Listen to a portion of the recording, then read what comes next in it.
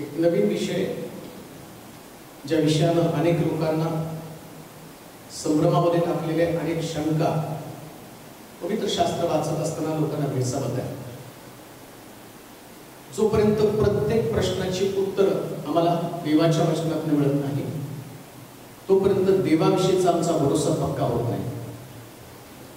शास्त्र अभ्यास करताना ज्या उत्पत्तीच्या पुस्तकामध्ये आम्ही येतो आणि त्या ठिकाणामध्ये आल्यानंतर ज्या त्याचं वाचन केलं जातं त्या उत्पत्तीच्या पुस्तकाच्या 6व्या अध्यायाच्या 1 पासून 4 पर्यंतच्या वचनामध्ये जर आम्ही वाचलं तर देवपुत्रांचा उल्लेख करण्यात आलेला आहे. मग हे देवपुत्र नेमके होते तरी कोण? मला वाटतं त्याच्या अगोदर ते वचन आपण वाचूया. मग आज जो आमचा विषय आहे की देवपुत्र कोण आहेत किंवा देवपुत्र कोण होते, तर त्याविषयीचा अभ्यास आम्हाला करणं गरजेचं आहे. जो उत्पत्तीच्या पुस्तकाच्या 6व्या अध्यायाच्या 1 पासून 4 पर्यंतच्या वचनामध्ये त्याचा उल्लेख करण्यात आलेला आहे आणि त्याच्याविषयीचा अभ्यास आपण करत आहोत. वाचूया उत्पत्तीचं पुस्तक 6वा अध्याय 1 पासून 4 पर्यंतची वचनं. मानवाची दृष्टाई. मानवाची दृष्टाई. नंतर भूतलावर मनुष्याची वाढ होऊ लागली. भूतलावर मनुष्याची वाढ होऊ लागली आणि त्यास कन्या झाल्या. तेव्हा मानव कन्या सुंदर आहे असे देवपुत्रांनी पाहिले. व त्यातल्या ज्या त्यांना आवडल्या त्या त्यांनी बायका केल्या. तेव्हा परमेश्वर म्हणाला मनुष्य भ्रांत झाल्यामुळे माझ्या आत्म्याची त्यांच्या ठाई सर्व काळ सत्ता राहणार नाही. तो देहधारी आहे. तथापि मी त्याला 120 वर्षांचा काळ देईन. त्या काळी भूतलावर महाकाय होते. पुढे देवपुत्र मानव कन्यांपाशी गेले. तेव्हा त्यास पुत्र झाले. ते प्राचीन काळचे महावीर असून नामांकित पुरुष होऊन गेले.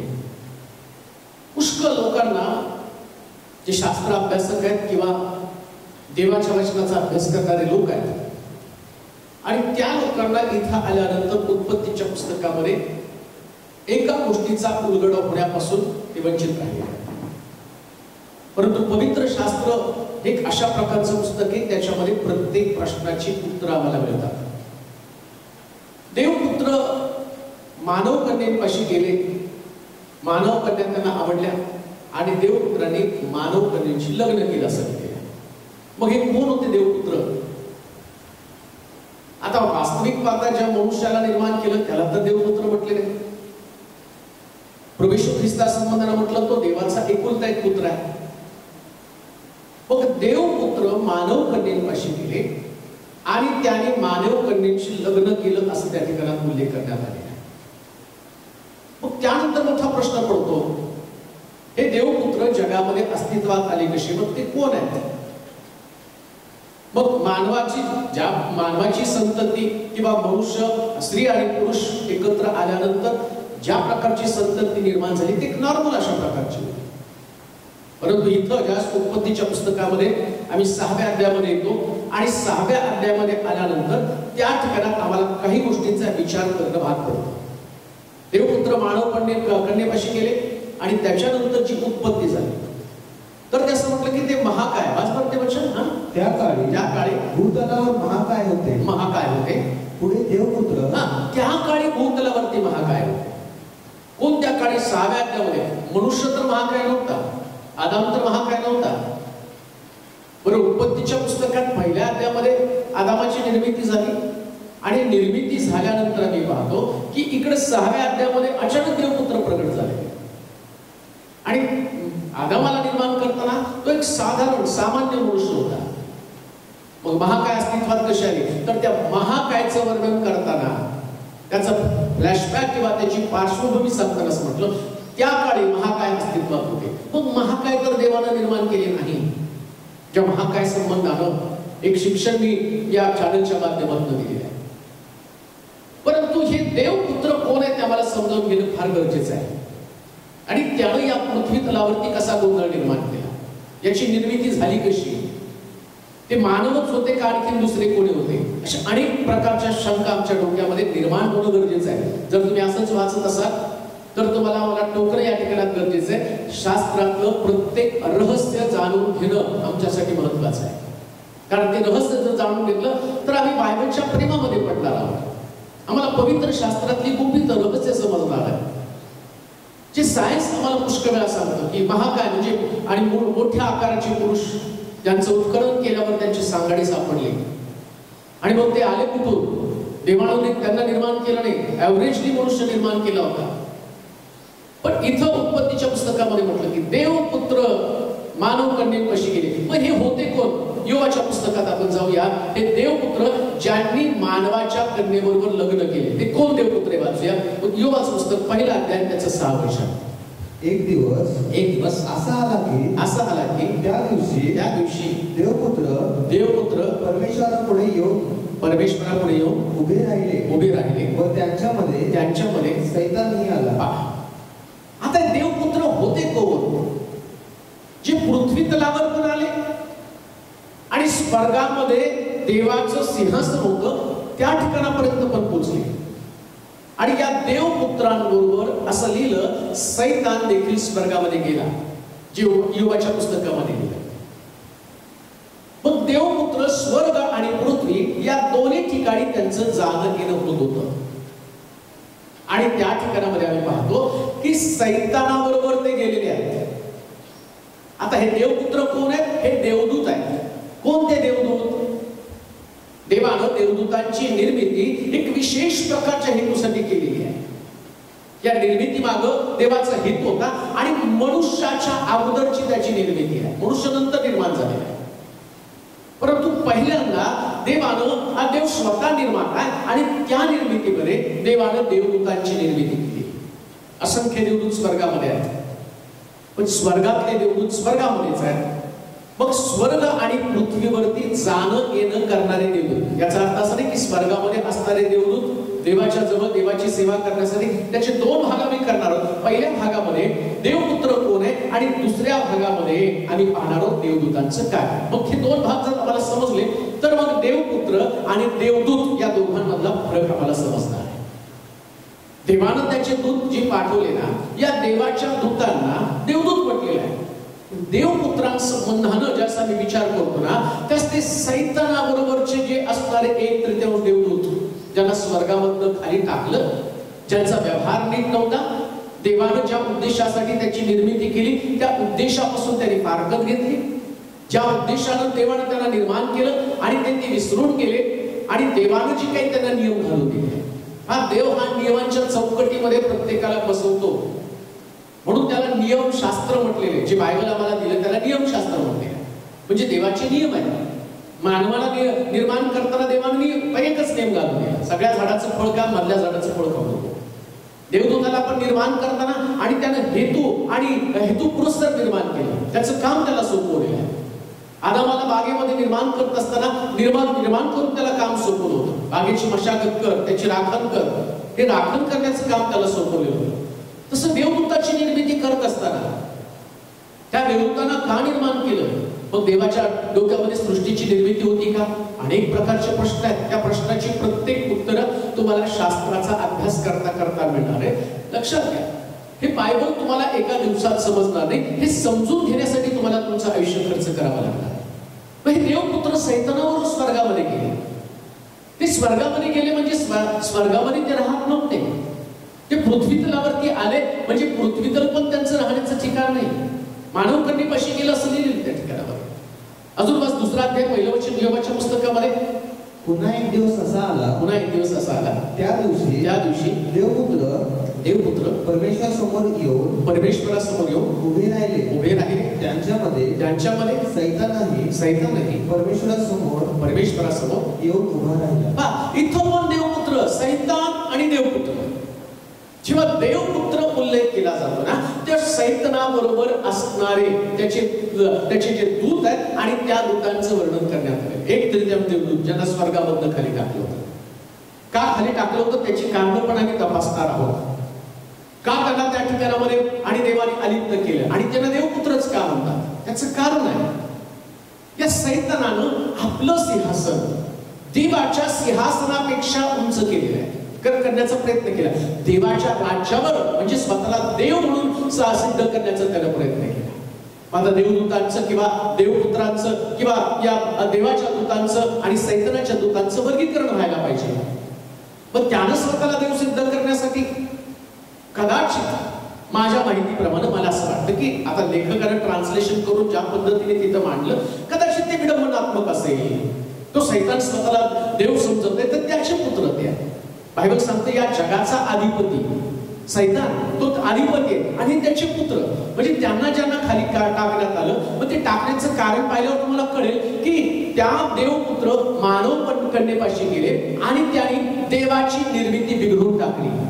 देवाची निर्मिती मानव आहे आणि मानव त्याने सुंदर निर्माण केला होता जे उत्पत्तीच्या पुस्तकात. त्याच्यात मला आता परत जायचं नाही. हे अनेक उपदेशात तुम्ही ऐकलेले, अनेक शिक्षणामध्ये तुम्ही पाहिले. पण आज जे शिक्षण आम्हाला देवपुत्र नेमके कोण आहेत तर हे स्वर्गामध्ये गेले.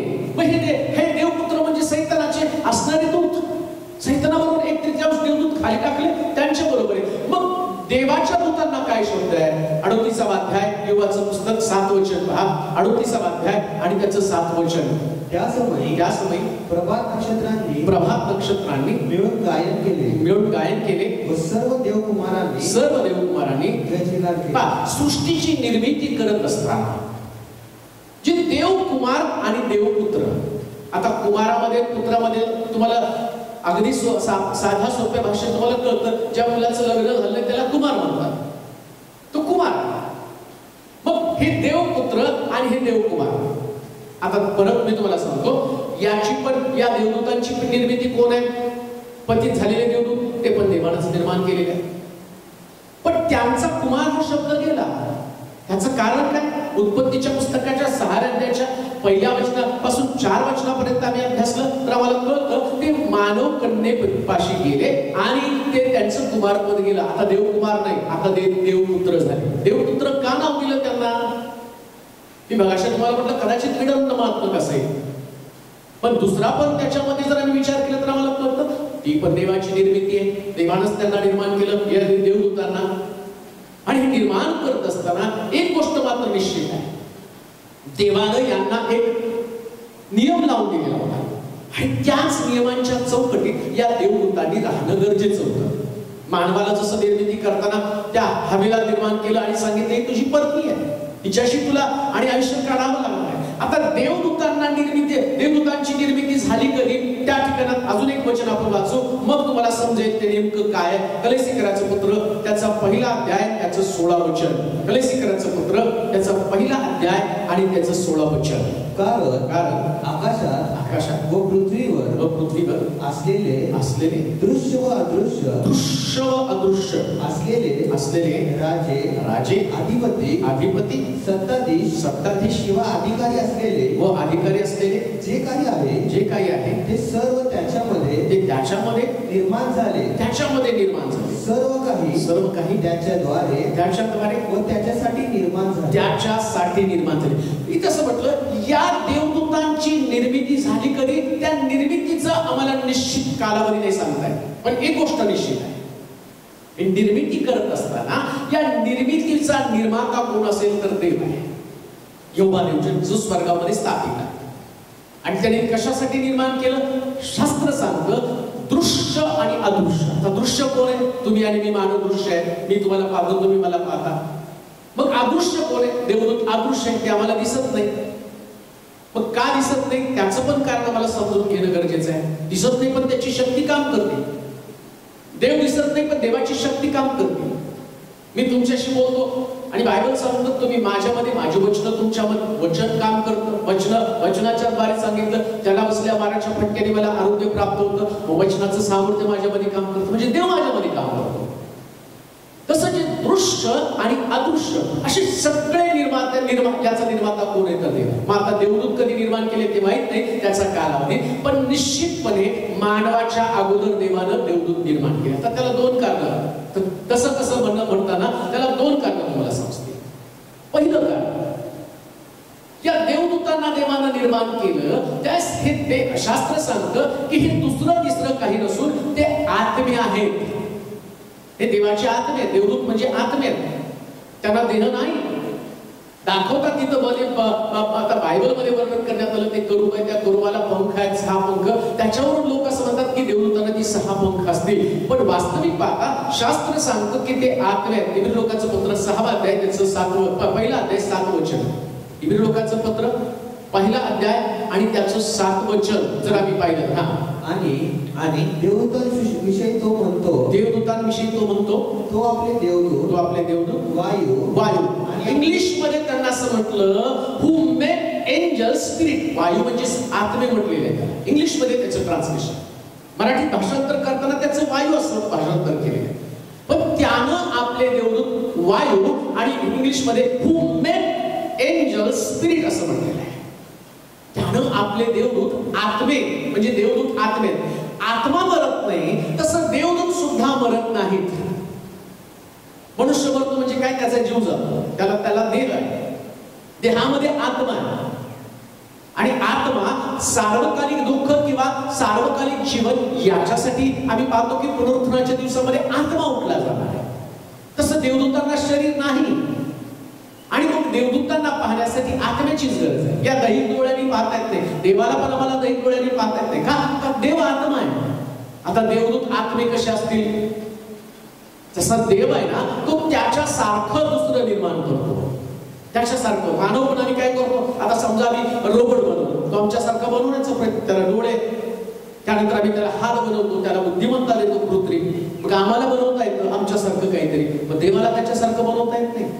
पण देवाने त्यांना बनवत असताना देवापेक्षा कमी ताकद त्याला ठेवलेली आहे. त्याला नष्ट होत नाही, देवदूत नष्ट होत नाही.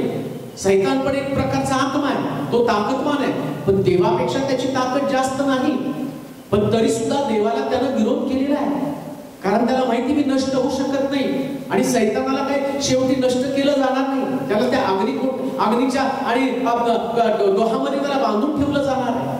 अनंत कालसाठी त्याला बांधून ठेवलं जाणार आहे. अग्नीचा डोहच का, सैतानाला अग्नीच्या डोहामध्येच का बांधणार आहे? या सगळ्या प्रश्नाची उत्तर तुम्हाला हे देवपुत्र आणि देवदूत हे दोन्ही पण तुम्हाला समजले. देवकुमार आणि देवदूत हे दोन्ही समजलं की मग तुम्हाला समजेल की नेमकं हे देवपुत्रांनी पृथ्वी तलावरती गोंधळ जो केला आणि त्याच्या गोंधळामुळं या पृथ्वी तलावरची जी परिस्थिती बिघडली, देवानं त्याचं वर्गीकरण करून त्यांना आणि वेगळं केलं.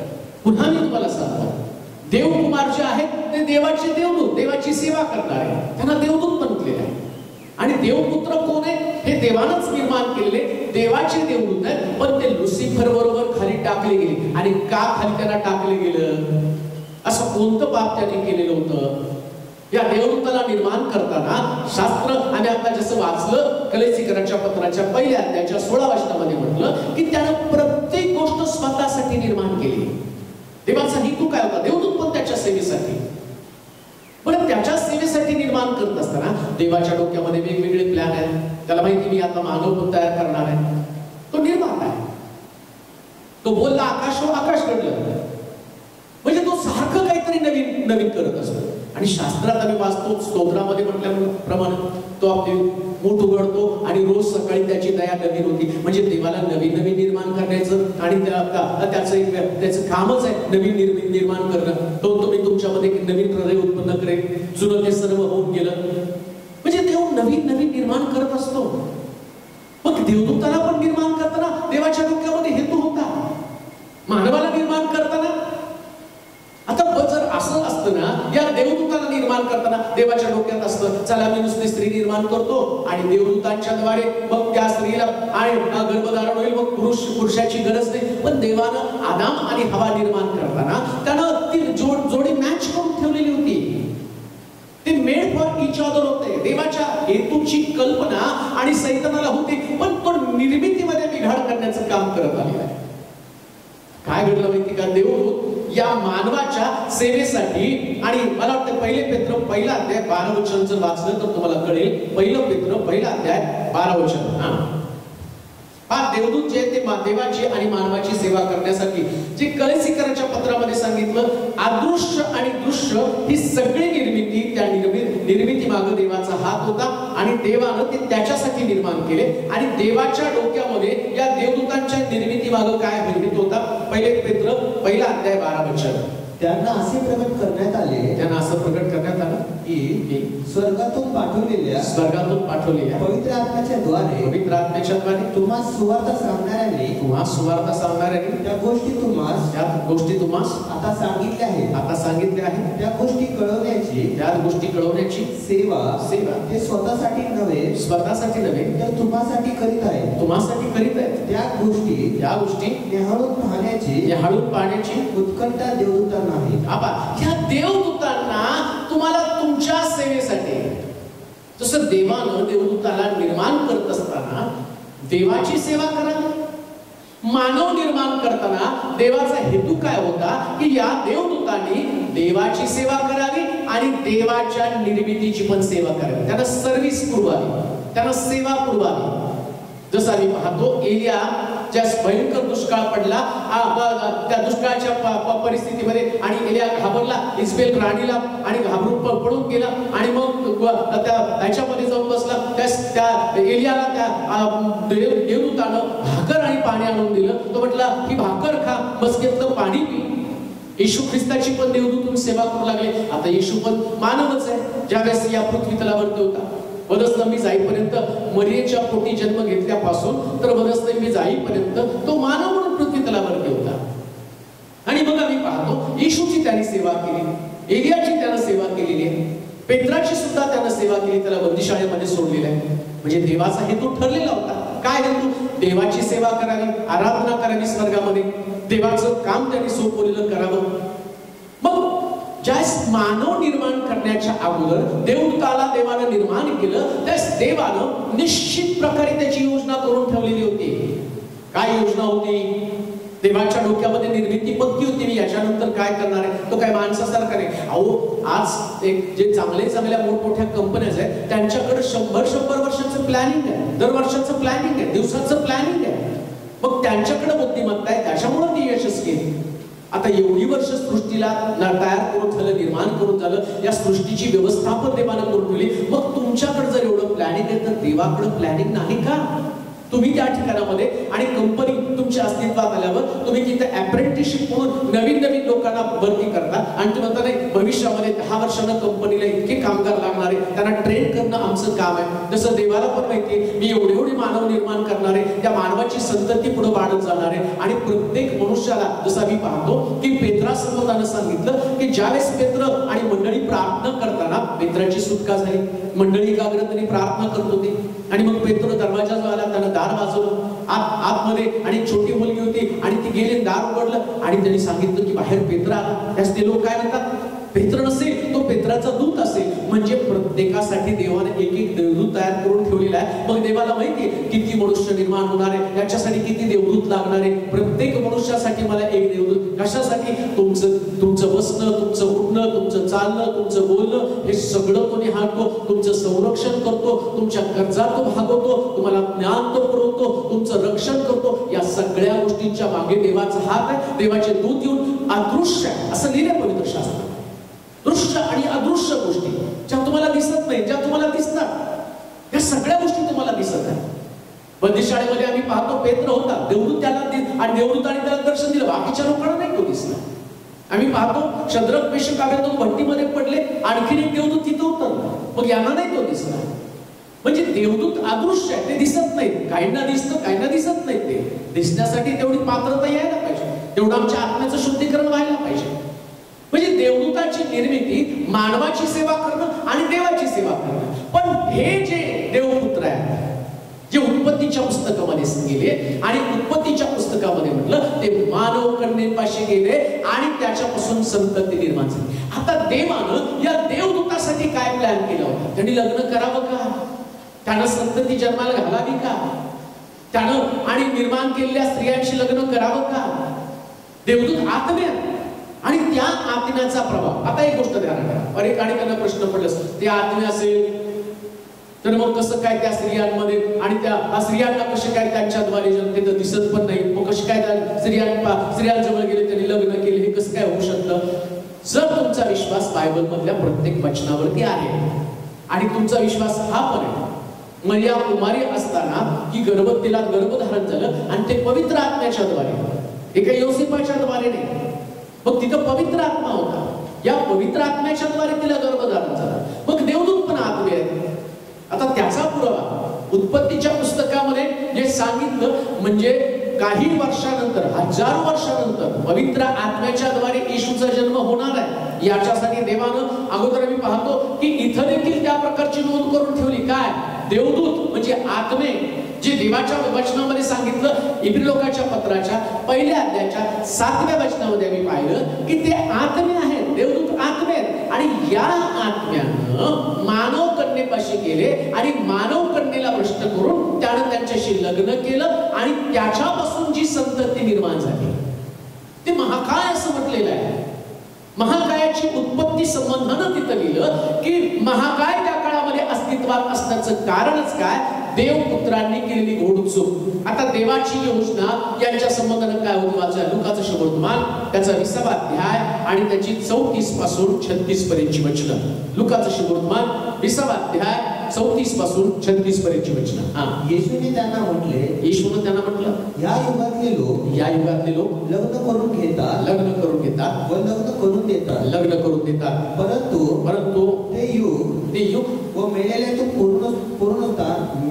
पुनरुत्थान ही प्राप्त करून घ्यावयास ते योग्य ठरतील. ते लग्न करून घेणार नाही व लग्न करून देणारही नाही आणि ते पुढे मरणारही नाही, कारण ते देवदूता समान आहे. देवदूतां समान होणं म्हणजे काय? म्हणजे देवदूत, आता हे बोललं तरी कोण? स्वर्गातनं आलेला देवाचा पुत्र प्रभू येशू ख्रिस्त. म्हणजे त्याला देवाच्या हेतूची स्पष्ट कल्पना आहे. आणि तुमच्या आणि माझ्यामध्ये डोक्यामध्ये जो संभ्रम निर्माण होणार आहे ना, त्याला देवानं या पृथ्वी तलावर पाठवल्यावर सगळ्या प्रश्नांची उत्तर घेऊन पाठवलेली आहे.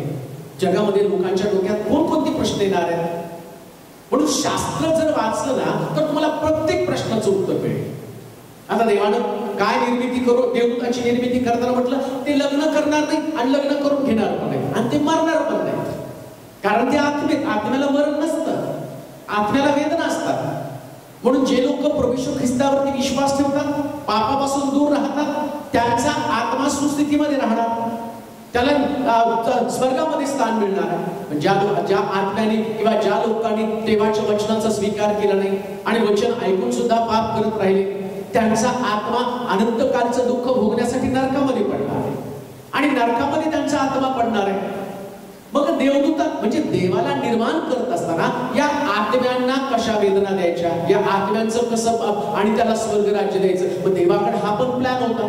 मग देवानं हे देवदूत म्हणजे आत्मे हे मरणार तर नाही, पण या आत्म्यांना म्हणजे तुमच्या आत्म्याला जे आम्ही पाहतो की देवदूतांचे म्हणजे पतित झालेले देवदूत यांच्याबरोबर जे चालतात, यांच्याशी जे व्यवहार करतात, यांच्याशी जे सलोखा करतात. उत्पत्तीच्या पुस्तकात परत आपण जाऊया 6व्या अध्यायाच्या 1 पासून 4 पर्यंतच्या वचनामध्ये जर आम्ही गेलो तर तिथं कळेल. इथं लिहिलंय देवानं देवदूत लग्न करत नाही, ते मरत नाही. देवदूत एक मोठा समुदाय आहे आणि ते स्त्री पुरुषांपासून विकसित झालेले नाही. माझा नंतर भूतलावर मनुष्याची वाढ होऊ लागली आणि त्यास कन्या झाल्या. तेव्हा मानव कन्या सुंदर आहेत असे देवपुत्रांनी पाहिलं व त्यातल्या ज्या त्यांना आवडल्या त्या त्यांनी बायका केल्या.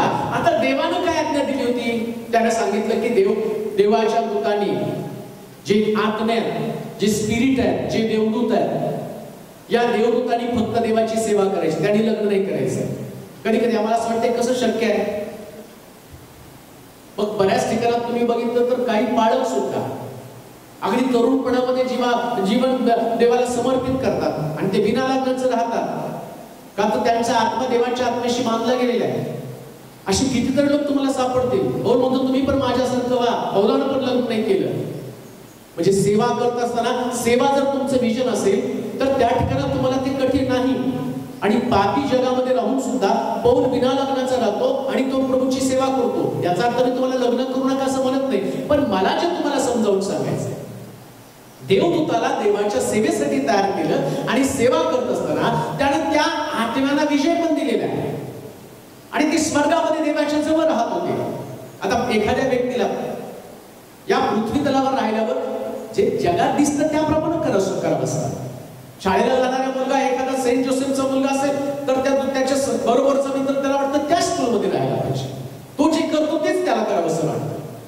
मग देवदूत तर स्वर्गामध्ये राहतो, देव करतो तसं त्यांना का करूशी वाटलं नाही. पण त्यानं आपलं स्थान सोडलं आणि पृथ्वी तलावरती आले आणि पाहिलं तर काय, त्यांच्या डोळ्याला मानव कन्या दिसल्या, त्यांना त्या आवडल्या. म्हणजे त्यांनी त्यांचं संतुलन आणि उद्ध्वस्त करून टाकलं, संतुलन बिघडलं त्यांचं. आणि देवानं पाहिलं हे देवदूत सेवा करण्यासाठी आपल्याला मी पाठवलं आणि सेवा करता करता हेच मोहाला बळी पडले, हेच त्या असणाऱ्या पापामध्ये अडकून पडले.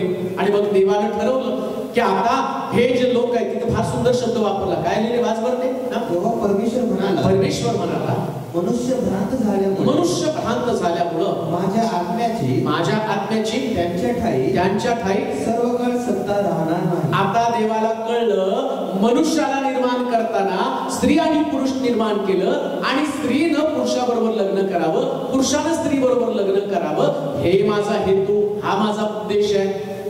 मग आता स्त्रीला जी मुलगी होईल आणि पुरुषा आणि त्याला जो मुलगा होईल तर त्यांनी त्यांच्याशीच व्यवहार करावा, त्यांनी एकमेकाशी लग्न करावं.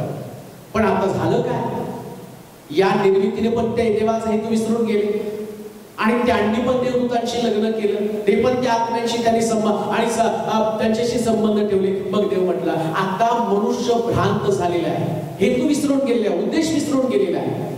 आणि उद्देश विसरल्याबरोबर तो म्हटला इथून पुढे मी यांचं आयुष्य कमी करणार आहे. आणि मग आम्ही पाहतो 120 वर्षाचं आयुष्य त्यांचं करून टाकलं. त्याच्यात अगोदर त्यांचं भरपूर आयुष्य होतं, परंतु देवाना आयुर्मर्यादा त्यांची कमी करून टाकली. का तर महाकाय अस्तित्वात आले. आणि महाकाय कुणी आणली, आदामनं आणि तर नाही जन्माला घातले, पण लुसिफर सैतान आहे. पुरावा काय त्याचा, ते देवदूतांनी देवपुत्राने जन्माला घातले, जे सैतानाबरोबर एक देवदूत खाली टाकले. त्याचा पुरावा काय, त्या सैतानानं देवाच्या निर्मितीपेक्षा, आता मानवाला म्हणजे स्त्री आणि पुरुषापासून जन्माला येणारा समजा 6 फुटाचा जन्माला, त्याच्यापेक्षा नाही मोठा येणार, 7 फुटाचा जास्तीत जास्त.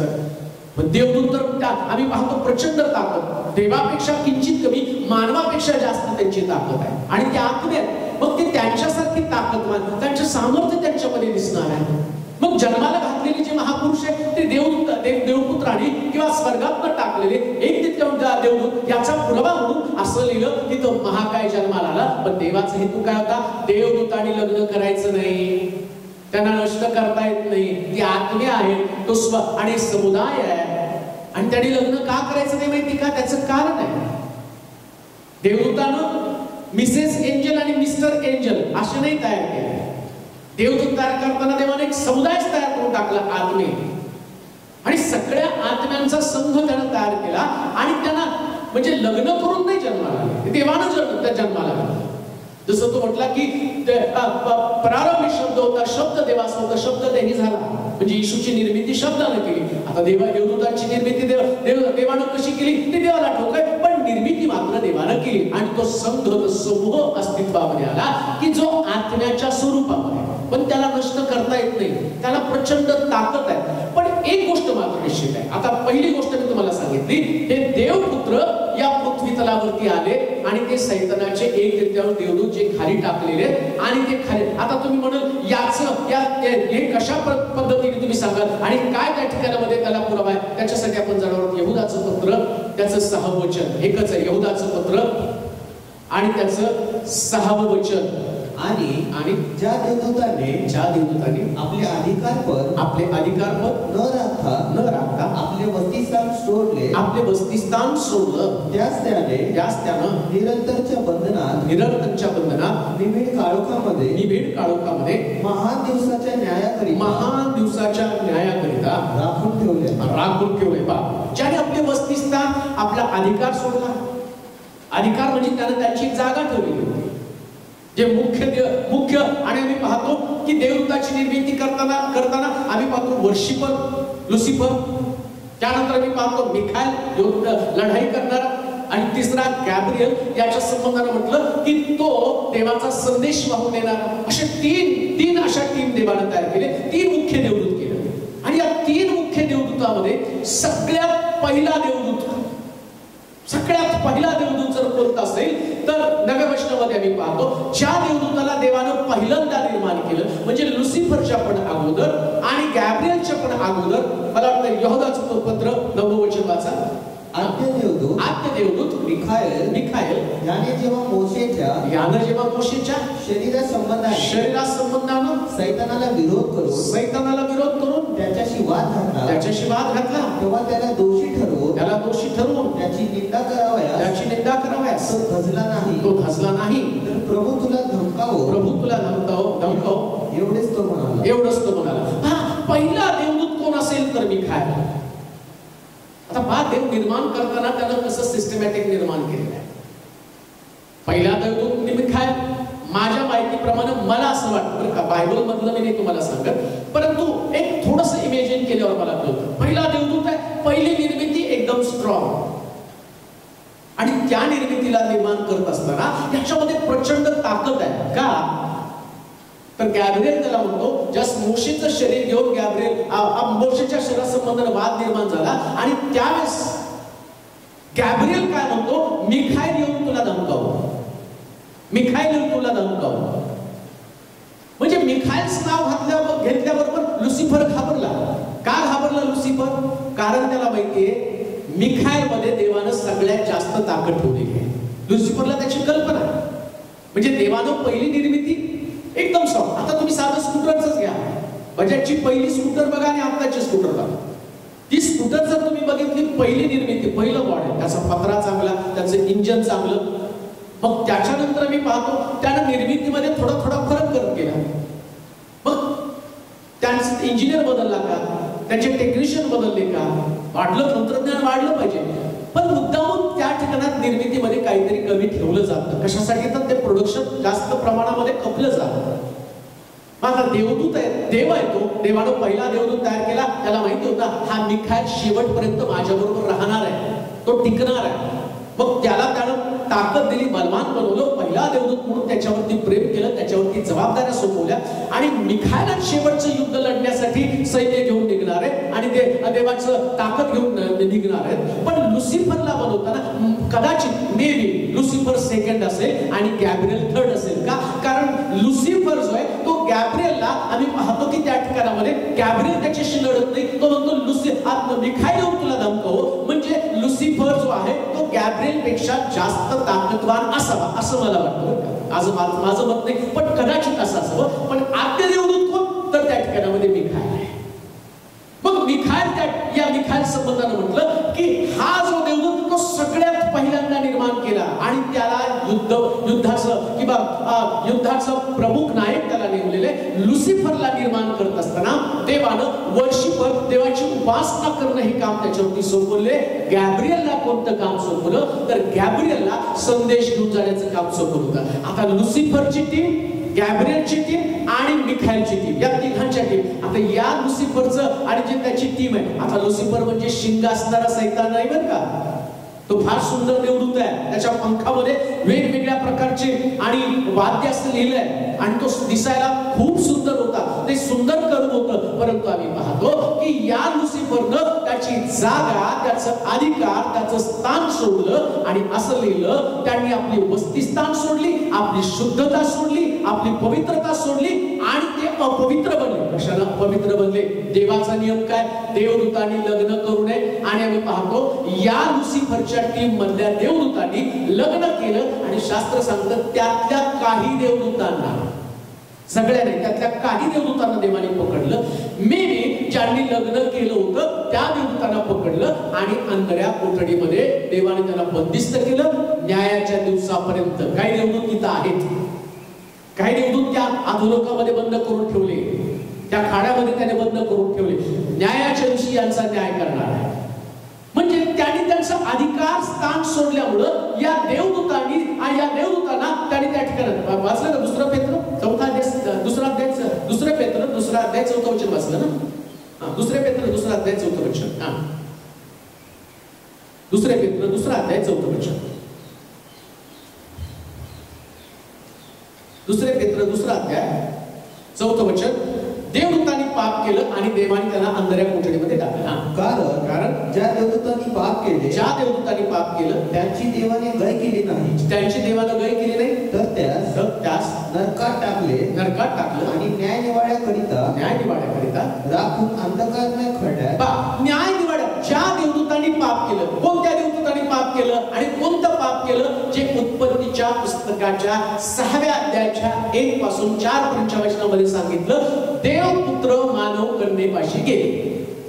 समज सोपं झालंय. आणि का पाप कोणतं? त्यांनी लग्न करायचं, त्यांनी लग्न केलं. देवदूतांनी लग्न करायचं रे, येशूने स्वतः ते सांगितलं. ते तुमच्या डोक्यात प्रश्न येणार आहे म्हणून येशूने उत्तर लुकाच्या शुभवर्तमानाच्या 20व्या अध्यायाच्या 34 पासून 36 पर्यंतच्या वचनामध्ये त्याचं स्पष्टीकरण देऊन ठेवलं की तुम्हाला गोंधळ व्हायला नको. तुम्ही आता हे ज्याला समजतं त्याला ते समजून घेणं गरजेचं आहे. देवानं ज्याला जे काम सोपवलं त्यानं तेच काम करायचं, त्याच्या बाहेरचं काम नाही करायचं. पाळकाचं काम सोपवलं ना तर पाळकानं पाळकाचंच काम करायचं. जास्तीचे एक्स्ट्रा अफेअर्स तुमचे असता कामा नये. अफेअर असूच नये. एक तुम्हाला देवानं दिली जीवन साथी, तिच्याबरोबर तुम्हाला आयुष्य काढावं लागणार आहे. त्याने देवदूतांची गय केली मग तुम्हाला सोडणार आहे का? एक पाळक हा सेवक हा एक पत्नी असावा तर त्याला एकच पत्नी असावी. तुम्हाला परमिशन दिली, मानव म्हणून काय तुम्हाला 100 लग्न करायला परमिशन नाही दिली. मग तुम्ही म्हणता त्या ह्यानी कशा केल्या 1000 बायका, शमशोनानं कशा 1000 बायका केल्या, शलोमोनानं कशा 1000 बायका केल्या, शमशोन कसा दलिलीच्या प्रेमामध्ये पडला अभिषिक्त असताना सुद्धा. तुम्ही ना त्या शमशोनात ना तुम्ही शलोमोन आहात, तुम्ही देवाचे मिनिस्टर आहात, तुम्ही देवाचे सेवक आहात. अधिकार आणि जागा सोडल्यावर देव सगळ्यांचा न्याय करतो, तुमचा पण न्याय होणार. सांभाळा. असं समजू नका माझं तारण झालं, मी देवाची सेवा करत आहे. प्रत्येक गोष्टीच्या द्वारे देव आम्हाला जागं करत आहे. देवदूतांची गय केली नाही, त्यांना त्यांनी अंधाऱ्या कोठड्यामध्ये टाकलं, नरकामध्ये त्यांना टाकलं. याच्यात देव आम्हाला जागं करत आहे. आम्हाला समय सूचकता धारण करावी. अशाच पद्धतीने आम्ही सेवा करू नये. आम्हाला सेवा करताना ते पावित्र, ती शुद्धता, ज्या उद्देशानं देवानं तुम्हाला अधिकार दिला तोच अधिकार वापरून देवाच्या गौरवासाठी तुम्ही सेवा केली पाहिजे, तुमच्या गौरवासाठी नाही. बायबल सांगतं की देवानं त्यांचा न्याय केला. आद्य देवदूत पहिला हा एकच त्या ठिकाणी देवदूत केला. त्याने अधिकार, बाकीचे जे देवदूत ज्यांनी पाप केलं त्यांनी आपलं वस्तीस्थान सोडलं आणि त्याचा परिणाम काय आम्ही पाहतो, त्यांना अंधाऱ्या कोठडीमध्ये त्यांना टाकण्यात आलं. एक गोष्ट करणार ठेवा, मला वाटतं 1 मत्तयाचं शुभवर्तमान 24वा अध्याय त्याचं 36 वचन. आता आम्ही अनेक गोष्टी वाचल्या. मग देवदूत एवढी ताकद आहे, त्या अग्नीची ज्वाला असं म्हटले त्यांच्या समोर, ते आत्मे असं म्हटलेलं आहे. आणि गॅब्रिएल सुद्धा त्या लुसिफरला घाबरला, मिखाएल तुला धमकावून म्हटलेला. मग एवढे ताकदवान हा असणारा लुसिफर आणि त्याची सेना आहे. परंतु अजून एक गोष्ट या देवदूतांच्या बाबतीमध्ये तुम्हाला समजणं गरजेचं आहे. मग त्याचं शुभवर्तमान 24वा अध्याय 36 वचन. त्या दिवसाविषयी व त्या घटकेविषयी पित्याशिवाय कोणालाच ठाऊक नाही. स्वर्गातील देवदूतासही नाही, स्वर्गातल्या देवदूतासही नाही, पुत्रालाही नाही. पुत्राला एक गोष्ट करणार. या देवदूतांच्या बाबतीमध्ये त्यांच्यामध्ये प्रचंड ताकद आहे, प्रचंड बुद्धिमत्ता आहे. हे ज्ञानी पुष्कळ आहे बरं का. त्यांच्यामध्ये ताकद पण खूप आहे. आणि त्यांच्या ताकदीचा परिणाम आम्ही उत्पत्तीच्या पुस्तकाच्या 6व्या अध्यायामध्ये पाहिला. जन्माला घातलेला माणूस ते महाकाय, ज्यांची उंची 18 फूट, जे महाकायच्या संबंधाने अभ्यास केला मी आणि त्याच्यामध्ये पाहिलं की 18 फुटीचा पलंग त्या महाकायाला जोडण्यासाठी लागत होता भाषांच्या राजाला. एवढी त्याची उंची होती. म्हणजे त्याने त्या देवदूतांनी, त्या देवपुत्राने जन्माला घातलेले महाकाय म्हणजे किती ताकद असेल, किती बुद्धिमत्ता त्यांच्यामध्ये असेल. येशूला सुद्धा त्यांनी फसवण्याचा प्रयत्न केला. काय बुद्धिमत्ता त्यांच्यामध्ये आहे.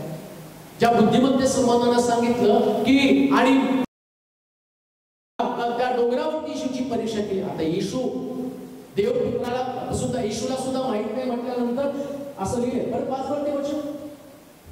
त्या दिवसाविषयी व त्या घटकेविषयी पित्याशिवाय कोणालाच ठाऊक नाही. स्वर्गातील देवदूतासही नाही, पुत्राला सुद्धा.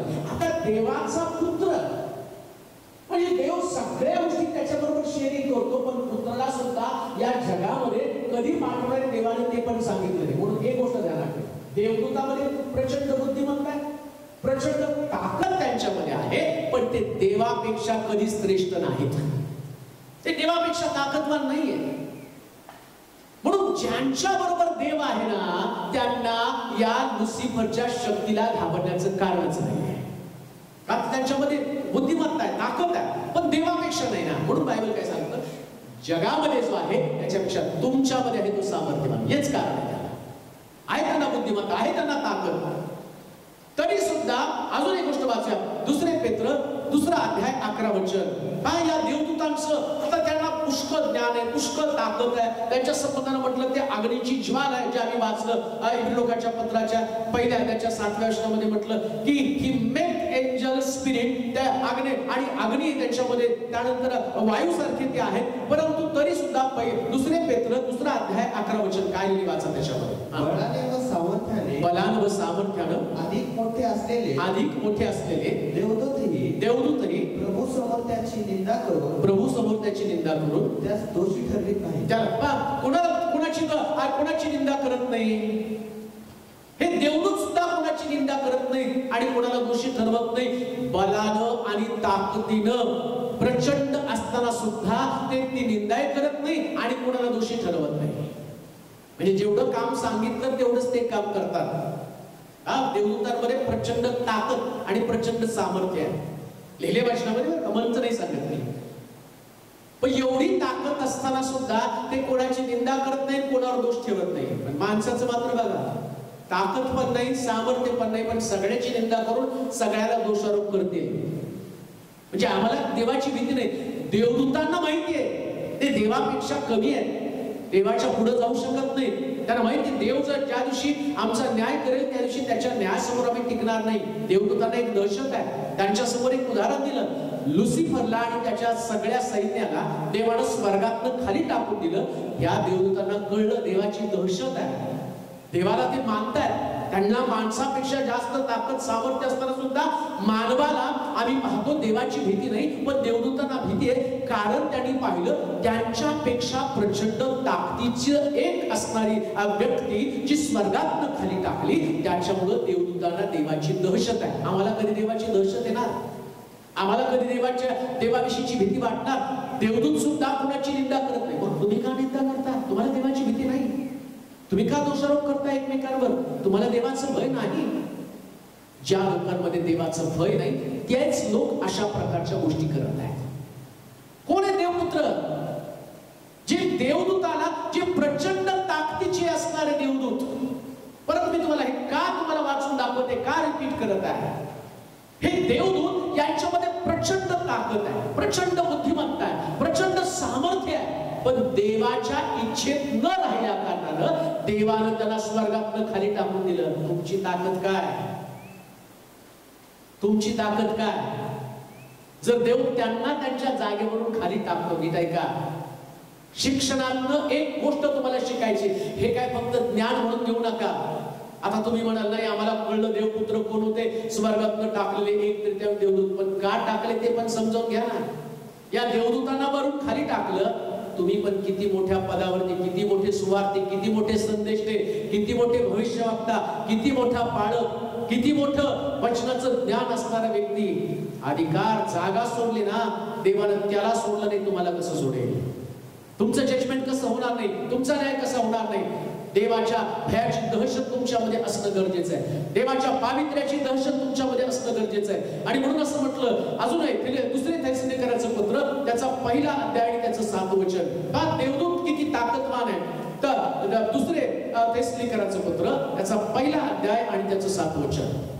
म्हणून प्रभू येशू प्रगट होण्याच्या समयी ते होईल. तो आपल्या सामर्थ्यवान दूतांसह स्वर्गातून अग्निज्वालेसहित प्रगट होईल. तो येशू ख्रिस्त येईल ना, त्याचं सैन्य म्हणजे त्याचे देवदूत घेऊन येणार आहे. आता पहा, पवित्र शास्त्रामध्ये जर तुम्ही बघितलं ना, जेव्हा देव आला ना, त्यास तिथं असं लिहिलं, तो खडक फोडीत कपाऱ्या विदारीत आला. मोशीने ज्यावेळेस देवाचं दर्शन तिथं पाहिलं त्या पर्वतावरती, त्यानं पण अग्नीची ज्वाला पाहिली. आणि मग देव तिथं बोलला. मग अग्नीची ज्वाला काय? शास्त्र सांगतं देवाचं दूत जे त्यांच्यातली ताकद काय, तर त्यांच्यामध्ये आणि जळतं झुडूप त्या ठिकाणामध्ये, त्या देवदूत त्या ठिकाणामध्ये असल्याचं चिन्ह तुम्हाला दिसतं. ते जळतं झुडूप, ती अग्नी येशू ख्रिस्त येताना पण ते देवदूत येणार आहेत, ते अग्नीच्या रूपाने असणार आहे. मग आता तुम्हाला त्याचं उत्तर मिळतं. ज्याची जागा मनुष्य मातीपासून निर्माण केला, ठीक आहे का, मनुष्य मातीपासून निर्माण केला आणि बायबल सांगतं की तो मेल्यावर त्याला मातीला माती म्हणून टाकून दिलं जातं. आता देवदूत अग्नीपासून निर्माण केले, त्या अग्नीची ज्वाला आहे. मग नरक अग्नीचा डोह, तिथं का देवानं त्या अग्नीच्या डोहामध्ये सैतानाला टाकलं? कारण तो अग्नी आहे. अग्नीला मातीला माती म्हणून माणूस मातीमध्ये टाकतात, तसं ही अग्नी आहे, पण ही विशेष प्रकारची अग्नी आहे. कशी अग्नी? जसं मेलेला तो मातीत गेलेला मनुष्य परत बाहेर येईल का, तसं अग्नीचा डोह निर्माण केल्यावर आता देवानं निर्माण केलेला अग्नी, त्याची ताकद एवढी आहे, मग यांना जिथं बंदिस्त करणार आहे ती अग्नी असल्या कारणानं त्याला अग्नीमध्येच बंद करून ठेवणार आहे. तिथंच त्याला ठेवणार आहे, तिथंच त्याला टाकणार आहे. जिथून त्याची निर्मिती झाली त्या अग्नी आहे आणि त्या अग्नीला, त्या निर्मितीला तिथं बांधून ठेवणार आहे आणि त्यांचा न्याय करणार आहे. आणि या देवदूतांचा न्याय कोण करणार आहे माहिती का? देवानं काय गौरव दिलाय, समारोप करतो. पवित्र शास्त्रामध्ये ज्या देवदूतांना देवानं वेगळं केलं, मानव निर्माण केला मानवाच्या सेवेसाठी आणि देवाच्या सेवेसाठी देवानं देवदूत निर्माण केले. ज्यांचं तारण झालं, ज्यांना सुटका मिळाली आणि ज्यांना देवाचं गौरव मिळालं, असे जे लोक आहेत, जे तुम्ही आणि मी देवाचं वचन ऐकत आहे, मी देवाचं वचन सांगत आहे, जे मी पापापासून स्वतःला अलिप्त केलं, मी रोज देवाच्या आज्ञेमध्ये राहण्याचा प्रयत्न करतो, मी रोज प्रभूमध्ये शुद्ध जीवन जगण्याचा प्रयत्न करतो. तुम्हाला आणि मला ते शुद्ध जीवन जगायचं. अन्यथा आमच्या समोर एक उदाहरण आहे. देवपुत्राने पाप केलं आणि देवाने त्यांचा न्याय केला. शेवटचं वचन वाचू, करंथीकरांचं पहिलं पत्र आणि त्याचा 6वा अध्याय आणि त्याचं 3रं वचन. पहिले करंथीकरांचं पत्र 6वा अध्याय 3 वचन. आपण देवदूतांचा न्यायनिवाडा करणार आहोत, हे तुम्हाला ठाऊक आहे ना? तर मग व्यावहारिक गोष्टीविषयी सांगणे नको. आता म्हणतो की तुम्हाला देवदूतांचा न्यायनिवाडा करायचा आहे. मग कुठल्या स्वर्गात त्या देवदूतांचा न्यायनिवाडा करतात? किती छान गोष्ट. बरेच लोक प्रीचिंग मध्ये सांगतात, अरे आपण देवदूतांचा न्यायनिवाडा करणार आहे. तो आता व्यावहारिक गोष्ट तुम्हाला सांगू का? देवदूतांचा न्यायनिवाडा तुम्ही करणार आहात, मग तुमचा निवाडा तुम्हाला करता आला पाहिजे ना. देवानं सांगितलेली गोष्ट यांनी पाळली नाही, आपलं अधिकार बस्तीस्थान सोडलं, म्हणून देवाने त्यांना पतित झालं म्हणून बाजूला काढलं. मग तुमचं तारण झालं, तुम्हाला देवानं सुटका दिली आणि तुम्ही पाप करत राहिला. मग तुम्ही कसं काय देवदूतांचा निवाडा करणार आहे? मग तुम्ही कसं काय देवदूतांचा न्याय करणार आहे? म्हणून नुसतं वचन बोलून चालणार नाही, मी देवदूतांचा न्याय निवाडा करणार आहे, मी अमुक करणार आहे. पहिले तुझा निवाडा कर ना. पहिले तू पापातनं बाहेर ये. तुझ्यासमोर शास्त्रातलं उदाहरण, तू देवपुत्र आहे का देवकुमार आहेस? देवकुमार असेल तर शुद्धता तुझ्यामध्ये असली पाहिजे, देवाच्या इच्छेप्रमाणे चाललं पाहिजे, देवाची योजना समजून घेतली पाहिजे. अशुद्ध जीवन, पापाचं जीवन, अमंगल जीवन जगला तर जसा देवपुत्रांचा न्याय झाला, देवदूतांचा न्याय झाला, त्यांना अग्नीच्या बंधनामध्ये टाकलं, तर तुझी पण गय करणार नाही. पण जे लोक आपलं जीवन शुद्ध राखत आहे, पवित्र राखत आहे, देवाच्या इच्छेप्रमाणे जीवन जगत आहे, बायबल सांगतं त्या या पतित झालेल्या देवदूतांचा न्याय करणारे देवाचे प्रिय लोक, एक गोष्ट ध्यानात ठेवा. 2 गोष्टी मी तुमच्या समोर ठेवल्या. पहिली गोष्ट, देवपुत्र ज्यांनी अधिकार स्थान सोडलं, वस्ती स्थान सोडलं, जे पतित झाले आणि देवाने स्वर्गातनं त्यांना टाकलं.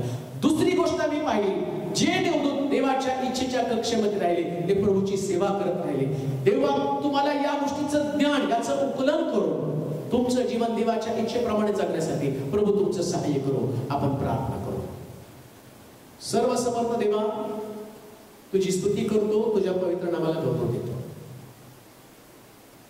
काही गोष्टी आम्हाला समजून घेणं फार गरजेचं आहे. तुझ्या निर्मितीमधली सेकंड निर्मिती, स्वतः तू आपोआप अस्तित्वात आला आणि तू तुझी पहिली निर्मिती म्हणून देवदूत तयार केले आणि त्यांना विशेष काम सोपवलं आणि त्यांच्या कामाचं परीक्षण देखील तू केलं. प्रत्येक गोष्टीमध्ये, निर्मितीमध्ये तुझा हेतू होता. देवदूतांच्या निर्मिती मागे देखील तुझा हेतू होता. परंतु हेतूपेक्षा वेगळं जे तुला आवडत नाही ते त्यांनी केलं. मानवाला तर तू लग्न करण्याची परमिशन दिली, एकमेकाशी त्यांनी लग्न करावं, पण देवदूतांना तू ती परमिशन दिली नाही. पण देवदूतांनी ते केलं आणि त्याचा परिणाम म्हणून यांना या पृथ्वी तलावरती स्वर्गातनं खाली टाकून दिलं. एवढी ताकद, एवढा अधिकार, एवढं सामर्थ्य, एवढं ज्ञान, प्रचंड बुद्धिमत्ता असताना सुद्धा एका क्षणाचा तो विलंब न करता त्यांना आपल्या जागेवरून खाली टाकून दिलं. आज या गोष्टीचा विचार करत असताना ना आम्हाला आमच्या बुद्धीचा, आमच्या ताकदीचा गर्व असता कामा नये, कारण एका क्षणामध्ये प्रभू काय करेल याचे हमी आम्हाला नाहीये. ज्या देवदूतांनी नम्रतेने तुझी सेवा केली तशी सेवा करणारा अंतःकरण आम्हाला दे. जे लोक तुझं वचन ऐकत आहे प्रभू, या वचनाच्या द्वारे त्यांच्या जीवनाची बांधणी कर आणि त्यांना देवाचा खरा प्रकाश समजू दे. हा प्रकाश लोकांपर्यंत घेऊन जाण्यासाठी त्यांचे अंतःकरण उत्तेजित कर. प्रभूजी, कोणत्याही परिस्थितीमध्ये आम्ही पापाकडे आकर्षलं जाऊ नये. देवदूतांचा न्याय निवाडा आम्हाला करायचा आहे, तर पहिल्यांदा आम्हाला स्वतःचा निवाडा करणं गरजेचं आहे. आम्ही कुठं चुकत आहोत. जे लोक तुझं वचन ऐकत आहे आणि त्यांच्या समोर समस्या अडचणी असतील, आजारपण, व्याधिविकार असेल, नोकरीची समस्या असेल, या सगळ्या समस्या येशूच्या नावातून त्यांच्या जीवनातून दूर कर आणि तुझ्या प्रकाशामध्ये त्यांना चाल. आदर, गौरव, महिमा, सन्मान तुला दे. येशूच्या नावात ही प्रार्थना केली म्हणून